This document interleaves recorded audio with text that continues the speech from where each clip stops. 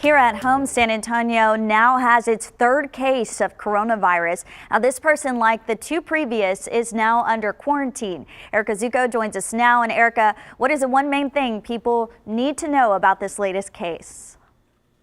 Well, Audrey, again, we're talking about a travel-related case. This is not community spread. City officials have been releasing information each time Metro Health learns about a confirmed case.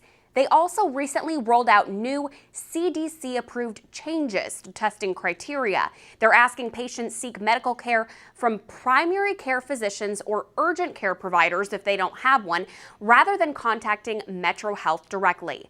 As for those new cases, Metro Health confirmed Sunday night that a person who recently traveled to Spain has a positive test for coronavirus. They are in isolation, and health officials are tracing their steps back to see who else they might have had contact with. Again, the city says this is a travel-related case, not spread within San Antonio.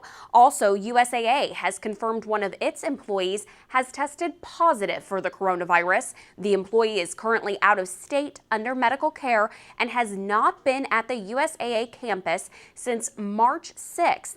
The employee did not show any symptoms at that time. Now, a small number of employees did have contact with this person. They have not shown any symptoms, but will stay under self-quarantine until March 21st.